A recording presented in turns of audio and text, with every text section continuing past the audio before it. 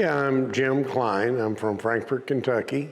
Well, I joined the military in 1967, went to basic training during June, July, and August at Fort Polk, Louisiana.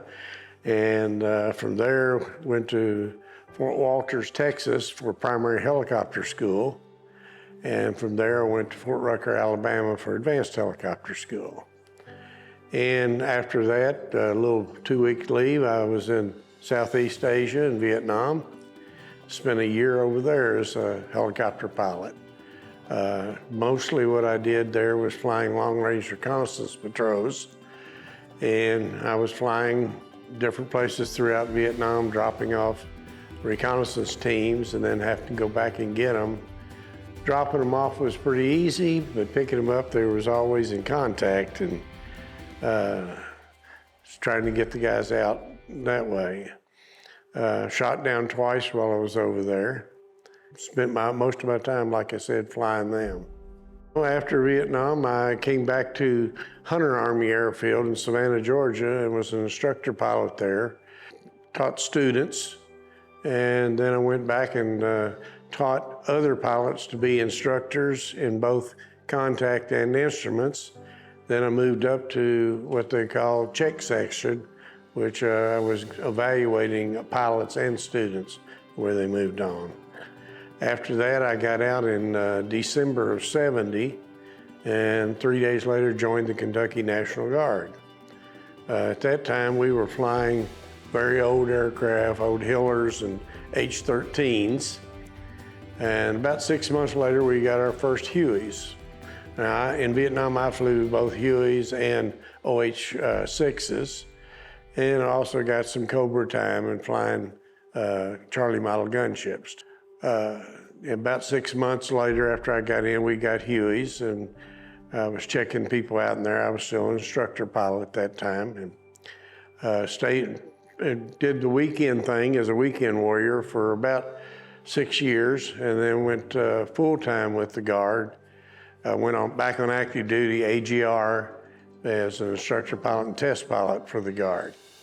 And did that for almost 17 years and ended up with 28 and a half years of active service.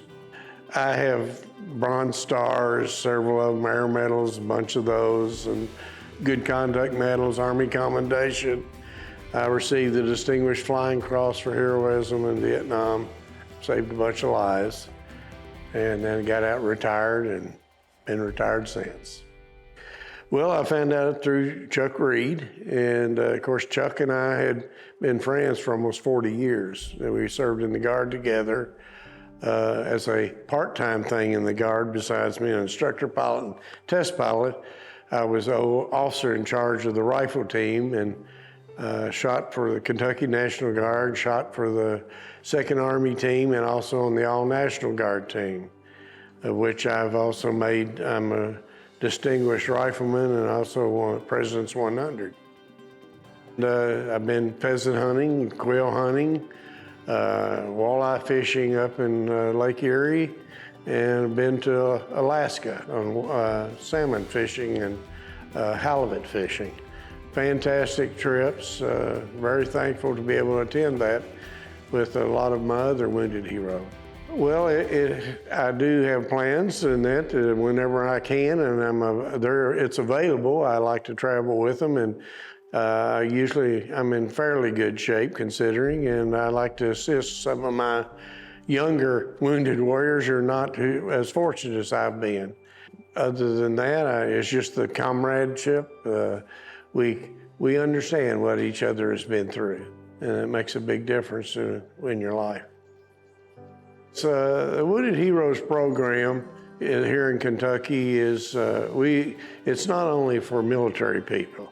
It is also for the other emergency services, fire, police, and EMS, anyone that was injured in the line of duty. This allows people who may not otherwise be fortunate enough to get out with some of their fellow comrades and enjoy some of the outdoor activities that we provide for them.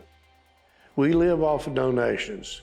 Our staff and people who help run that receive no payment. Everybody is a volunteer, so it all goes to the people who participate in this program. And if you're one of those people that was injured through the military, fire, police, EMS, I encourage you to contact the Kentucky Wounded Heroes and enjoy some of our activities.